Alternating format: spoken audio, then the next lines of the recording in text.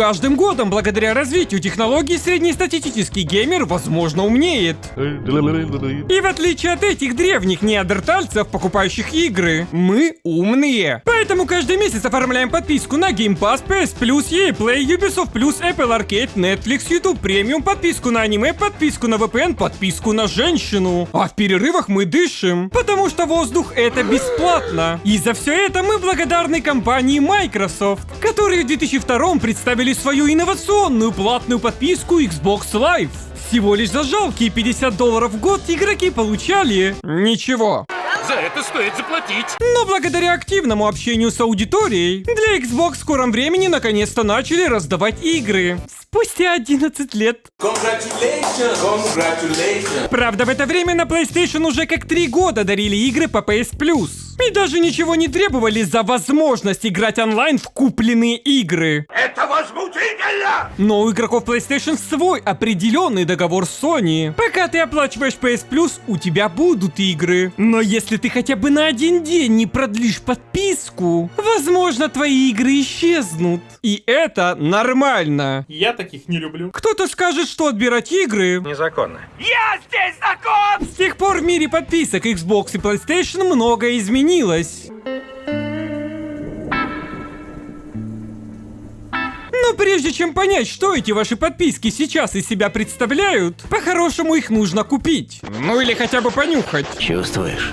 Вот так пахнет говно. Поначалу, после ухода Sony из России, фанаты PlayStation не растерялись и тоже ушли создавать аккаунты ближайших стран. Счастливого путешествия в Казахстан. По итогу Sony забанили весь Казахстан. Нехороший! И сейчас новую подписку PS Plus можно купить или по-богатому, создавая американский аккаунт и пополняя его долларами, ваучерами, или становиться турком. Легче всего это сделать, женившись на турке. Но для остальных уже есть десятки способов на сайтах по типу «неплати.ру» с передачей аккаунта или созданием турецкой виртуальной карты. И это не только невероятно выгодно, но и включает в себя все плюсы американского аккаунта. В обоих случаях не факт, что в этих играх будет русский язык. И возможно Sony кинут вам за это бан! PlayStation в принципе любит банить своих игроков. Поставил не ту аватарку? Бан! На твоем аккаунте появились игры? Бан! Бан! Бан! Забыл продлить подписку? Бан нахуй! Вывод. У тебя здесь нет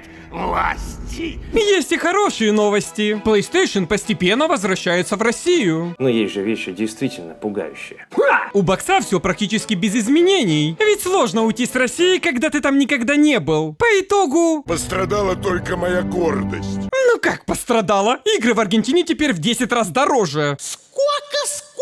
Но какая разница нам, обычным уже теперь турецким игрокам Xbox, из какого региона покупать ключи на практически легальных сайтах? Главное помнить, в чем сила. 3 месяца Xbox Gold плюс 1 месяц Game Pass Ultimate равно 4 месяца Game Pass Ultimate.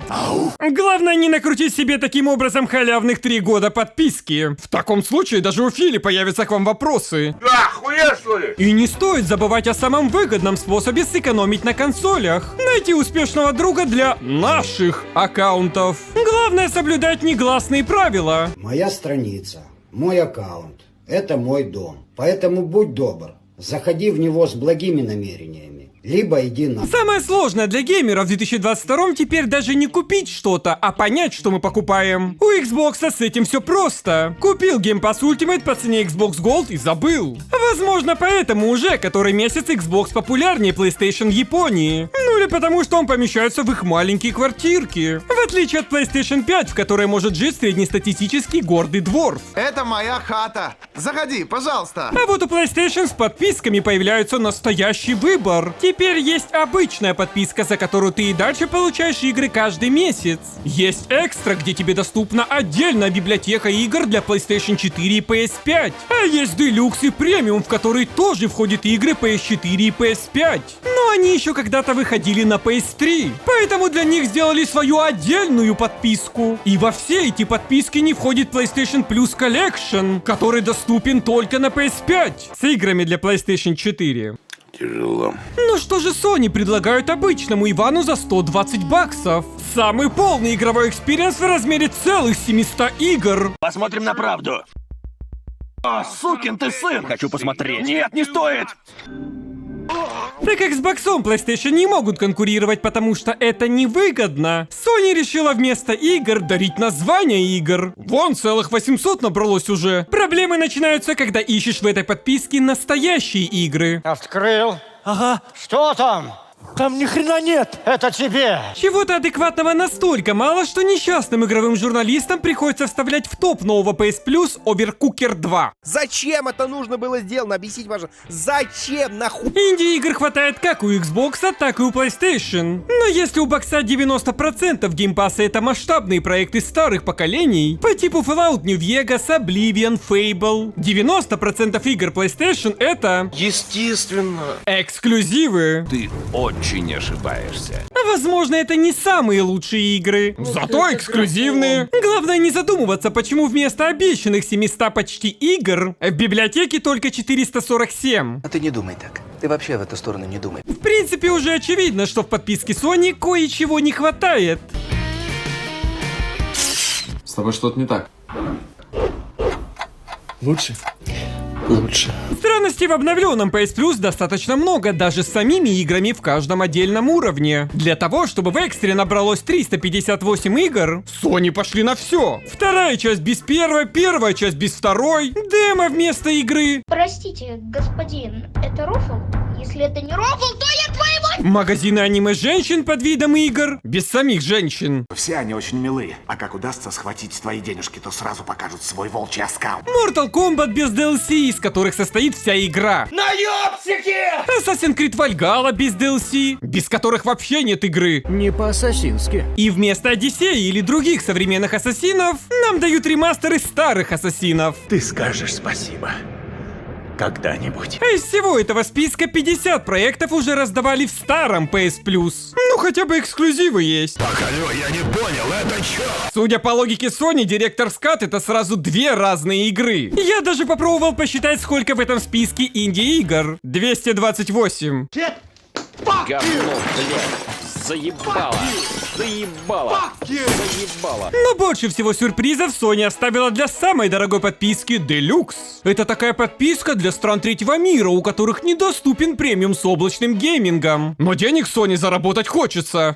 Бери столько, сколько считаешь достойным оплаты. Давай все, давай сюда. Да. Изначально самая дорогая подписка задумывалась как возможность поиграть игры со старых консолей PlayStation. И на старте нам подогнали 13 игр с PlayStation 1. Ведь ровно столько выходило на эту консоль. Понимаю. И целую одну игру с PSP. Одну игру. Тут вообще-то охуеть надо было сейчас. Конечно, есть еще пара десятков игр с PS2 и PS3 по облачному геймингу, но... Это, конечно, не для нас, это все технологии будущего. И так как у Xbox все старые игры работают не только без эмуляторов, но и выглядят лучше, Sony решила добавить в свою коллекцию классики немного фирменных фишек PlayStation. Теперь игры 20-летней давности лагают на PlayStation 5.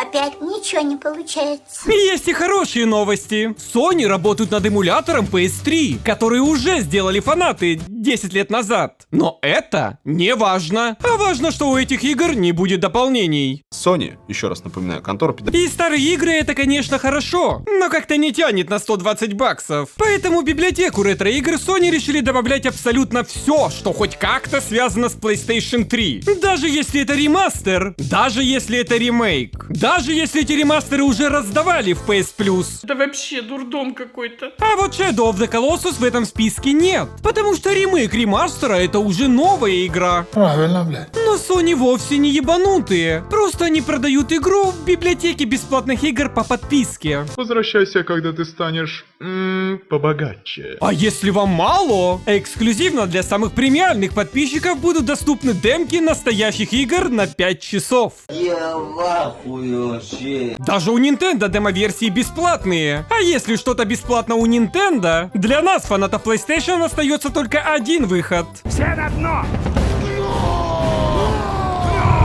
Дальнейшая судьба обновленной PlayStation Plus в принципе очевидна. Люди купят подписку, посмотрят на игры и не будут в принципе играть в PlayStation. В смысле, это уже происходит. Но глава PlayStation обещает исправить эту ситуацию. Охотно верю. Ведь релизы таких громких проектов, как «Приключения Катаны 4 часа», определенно то, что нужно бесплатно геймерам на ПК. Кто мяукает? Подписку Экстра и Делюкс и дальше будут обновлять каждый месяц. За счет ухудшения ежемесячных раздач и игр, которых уже раздавали, даже Microsoft. Такими темпами в PlayStation Plus появятся все халявные игры EGS. Зато вон в ремейке The Last of Us через DualSense можно прочувствовать капли дождя и ваших слез за 100 баксов. А если сзади я почувствую 60 тысяч пальцев вверх и новых подписунов на мою телегу и ВК, следующее видео будет! И чем раньше, тем возможнее мои платные подписанты с Бусти и Патреона не объявят меня в розыск за махинации контентного отсутствия. Просто я слишком долго выбирал между эксклюзивами PlayStation и Xbox. На 2060 Super все они работают отлично. Такая приятная хренотень.